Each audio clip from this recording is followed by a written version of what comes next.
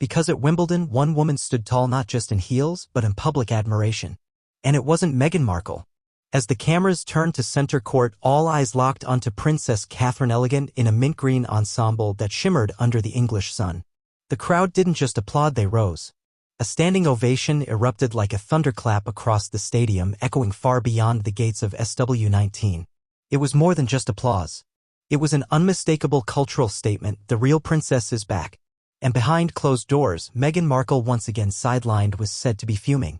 According to credible insider reports close to the Royal All-England Club entourage, Meghan's reaction was visibly shaken and bitter, especially after images of Catherine poised and radiant beside Prince William flooded social media, trending globally within minutes. Royal commentators didn't miss a beat. "This is Catherine reclaiming the monarchy's modern image," said veteran royal analyst Hugo Vickers. And make no mistake, it was done with grace, dignity, and without a Netflix contract. What stung Meghan even deeper, sources reveal, wasn't just the ovation, it was the symbolism. Catherine had stayed out of the public eye due to her ongoing health recovery, but her triumphant return wasn't just welcomed. It was celebrated. In contrast, Meghan's recent appearances, ranging from questionable red carpet cameos to awkwardly staged charity events, have drawn more criticism than support. Social media lit up with side-by-side comparisons of the two royal women, with many commenting on Catherine's natural charm versus Meghan's desperate grasp at relevance. The optics couldn't have been more brutal. While Catherine stood next to tennis legend Roger Federer and exchanged heartfelt words with fans and players alike, Meghan was nowhere near the royal box or the headlines. "There's a clear difference between earned respect and forced attention," noted a BBC presenter during post-match coverage. And Catherine earned every second of that applause. Meghan, reportedly following the event from her Montecito estate, was said to be irate at how quickly the narrative had shifted back to Catherine. Sources close to Archewell Media described Meghan's mood as tense and frustrated, especially after seeing Catherine's image splashed across UK front pages. The Daily Mail, The Telegraph, even Vogue praised the Princess of Wales for her shining composure and classic British dignity.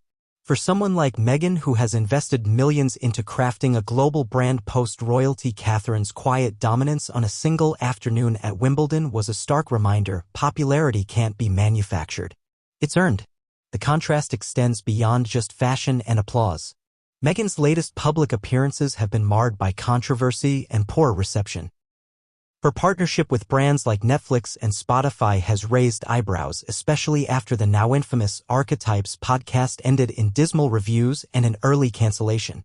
The Wall Street Journal recently reported tensions within Meghan's production team, citing a lack of direction and overwhelming obsession with PR control.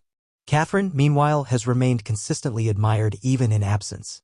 Her decision to step back temporarily from royal duties due to health concerns was met with empathy and respect, and her return at Wimbledon wasn't just symbolic, it was strategic. Without uttering a single word about her struggles, she reminded the world what grace under pressure truly looks like. And that, perhaps, is what truly ignites Meghan's fury.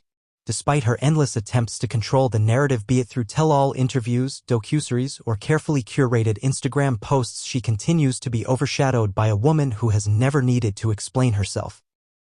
As British columnist Sarah Vine aptly put it, Catherine didn't need to write a memoir. Her silence speaks volumes. And the public listens.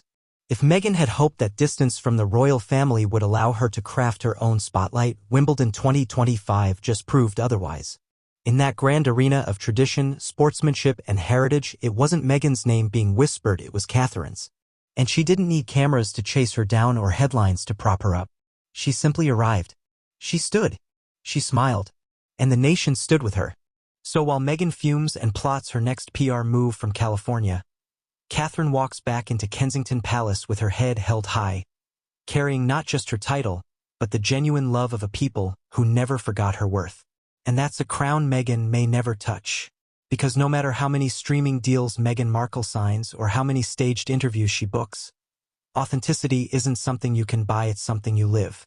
And Princess Catherine, without ever needing to chase cameras, has become the epitome of that quiet, enduring power. Wimbledon 2025 wasn't just a public event, it was a cultural reset.